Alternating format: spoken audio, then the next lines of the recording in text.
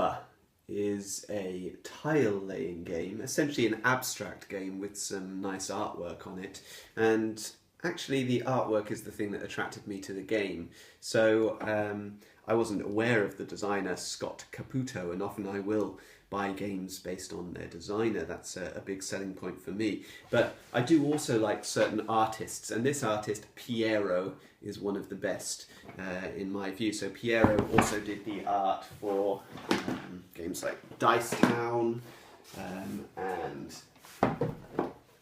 the Mr. Jack series. So Piero is at the moment quite a prolific artist for board game design. Now Voluspa has some great artwork of various Norse figures from Norse mythology. The game itself is as I say, a fairly abstract game. The theme doesn't really come through, but it works in that way that it helps to remind you what the individual tiles actually do, because each individual tile in this game has a special power. This game also has the dubious accolade of being the most difficult box to open out of any game that I've got. It is so tight, you have to get your fingers under it and tug. You don't want to tear the corners, but really it's a case of ease it off from every angle. I've got no other games that you have to do this.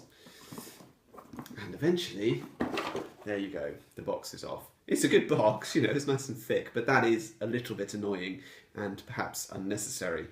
And then essentially what you've got, a scoreboard like this, nice illustration on the back, but of course you don't see that, you just see the score track. Score track is annoying. It's one of those annoying score tracks where you go along from 1 to 10, and then you go down, and then you go along, and then you go down, and then you go along, and then you go down. So you frequently find yourself going, okay, am I going up there? Okay, so I've increased my score, but actually I've gone down by 5 points when I intended to go up by 5 points because I wasn't sure whether I was going left or right on this particular track. And then you find, you're thinking on the next turn, did I actually put my score up or did I put it down? But there's no way of going back and checking. It's an annoying way to organise a score chart. I don't know why they can't just go left to right, or, you know, like most score charts do. It's just a bit irritating. Fairly minor criticism, but it is irritating. You've then got these little tokens, which are the standard sort of similar to what you might have in Carcassonne or something like that, where if you go off the level of the score track, then you've got these points to remind yourself you've got over 100 points or over 50 points. And your little wooden player pieces.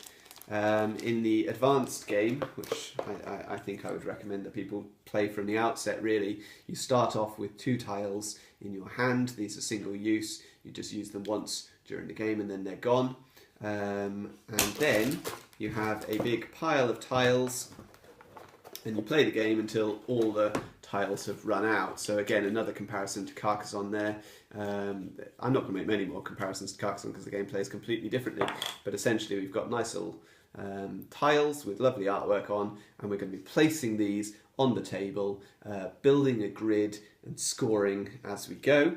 And once all the tiles have run out, and there's quite a lot of them, then the game is over. So I'm going to show you now how these individual tiles work, and then I'll let you know what I think of the game. I'm going to go through this run through as if it's a 2-player game. So the game starts with 1 tile randomly drawn from the deck and placed onto the table. So for here, we have this tile, which represents Valkyrie, and it is worth, well, it's got a power of sort of 2. It's not worth 2 points. It has a power of 2. So the way the game works is that the next player would then place something adjacent to this. So they might, for example, place a power of, let's go for this one, a power of 4. Okay, so 4 is now the most powerful in that line, and so 4 scores that line. So when I place this wolf, Fenrir, it's called, but essentially you're going to be calling it a wolf, aren't you really? So when you place this wolf, it's going to score that line, and it scores 2 points because there are 2 tiles in the line. So I would then mark that on the annoying scoring track by moving my little wooden piece along the track. So that's basically how the game goes. So another player might then place an even higher one on here. So the next player places a 7, which represents, who's this chap? This is Thor. So if you place Thor, then he's going to score you 3 points because there are 3 tiles in this line. Another player might go on to place this guy up here. He's a Jotun. I don't know these characters, so I'm probably pronouncing them completely wrong. But he's a Jotun. So he's 5. So he's beating the Wolf's 4. So he's scoring 2 points. You might get into a situation where somebody plays a tile like this, so it slots in here. Now this is Odin. Odin is 8 points. So Odin beats this line and this line. So Odin is now going to score 1, 2, 3, 4 points. And so that's the way the game works. You build up this grid and you're scoring points each time you play tiles. Now that's the very basics of the game, but as I've mentioned before, each tile has a special power, apart from these 2. So Odin and Thor are just really powerful. So they're really strong, therefore they don't need any special abilities. So that's the basic ones. If we then go down the track, let's have a look at number 2. So we'll go in order of how from lowest to highest. So number 2 is the Valkyrie. The Valkyrie is unlikely to win many lines, but if you put a Valkyrie either end of a row can be a maximum of 7 tiles. Okay, a row or a column can be a maximum of 7 tiles. But by putting it end to end, he now scores the row. So by placing this, I'm going to score 4 points, even though I am not the highest in that particular row. I missed out the number 1, so let's have a look at that one now. So number 1 is Loki. If I place Loki, he's only value 1, but he reduces the value of any adjacent tile to 0. So that's quite useful if there is a Odin sitting up here at value 8. By placing Loki next to him, Odin is reduced to value 0, which may give me all sorts of opportunities to score in the line with Odin in it. So that is the value 1. So we're now looking at the value 3. The value 3 is Hermod. Now Hermod is fairly weak because he's only value 3, so he's not going to win many lines. It'd be alright if you put him against a Valkyrie like this, so he's going to score 2 points there.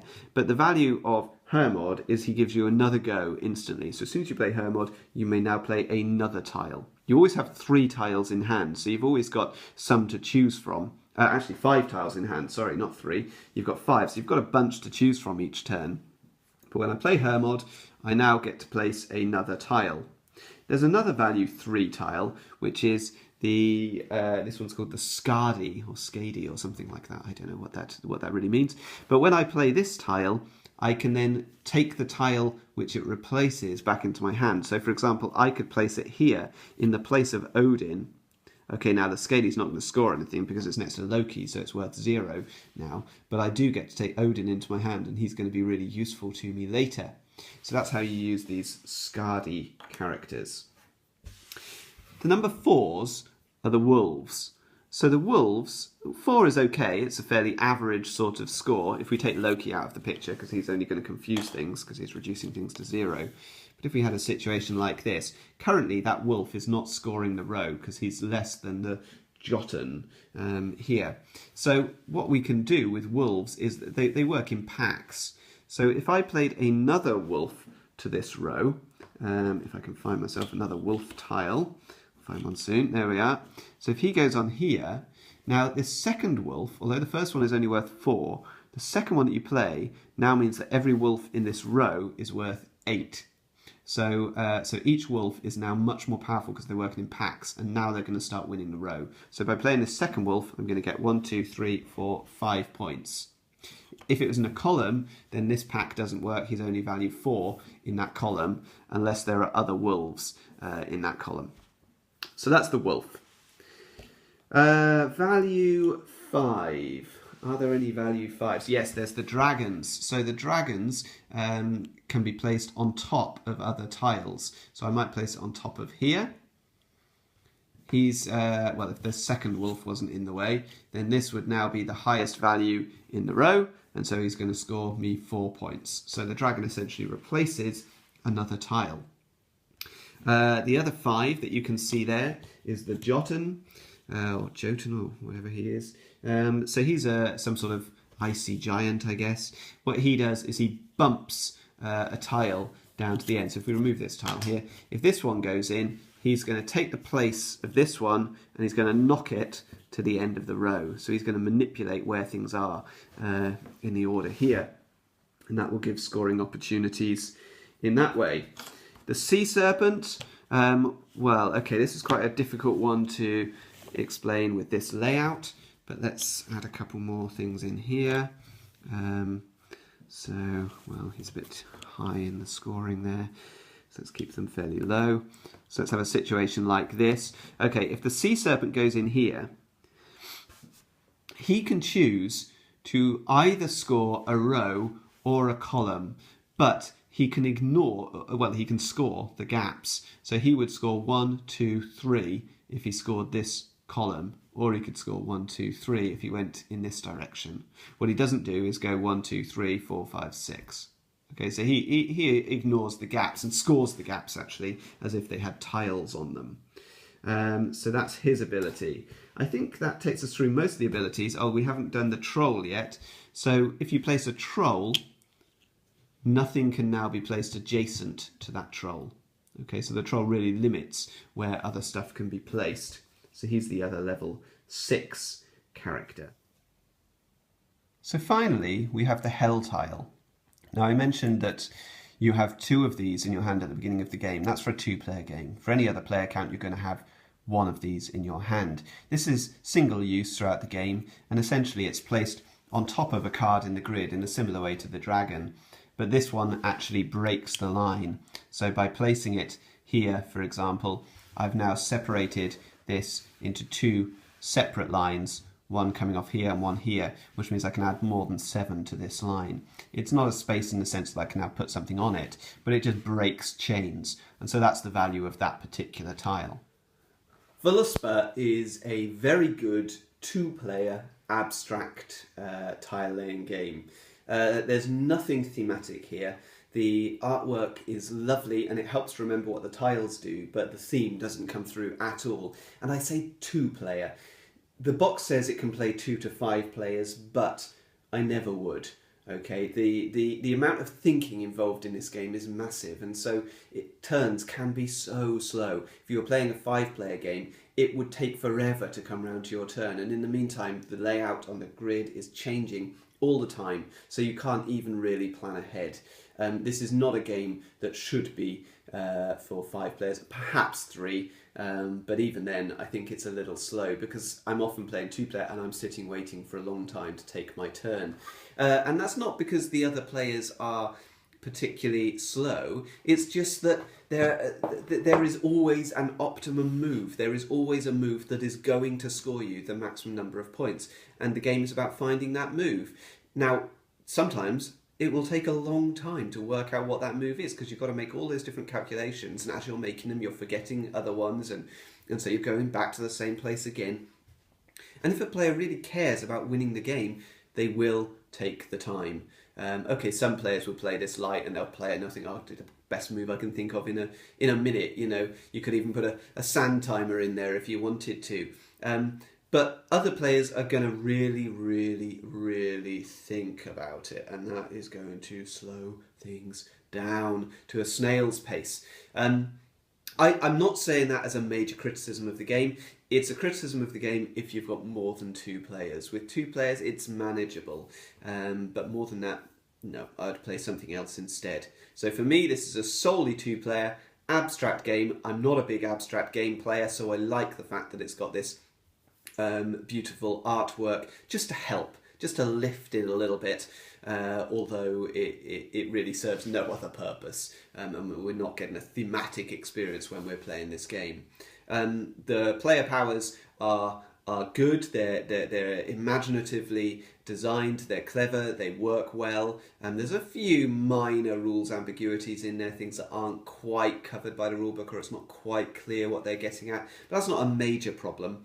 There's an expansion to this. Now, if there's one game that doesn't need more tiles with more special powers, it's probably this one, because there's so much thinking involved already. You throw a whole load of other tiles in the mix, then I can only imagine that it's going to get even more difficult to work out what to do on your turn and slow things down even more. That said, pretty sure I'll end up getting the expansion just because I love the artwork.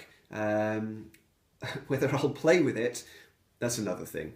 But there you go, that's a fool like me who follows designers and artists above gameplay mechanics. Anyway, this is a decent game. I'm glad I've got it, but I'm not telling you to all rush out and buy it. Think about whether you really like that sort of game. If you like the artwork, if you like that sort of abstract tile laying thing, then maybe this is for you. Okay, so that is Voluspa by Scott Caputo.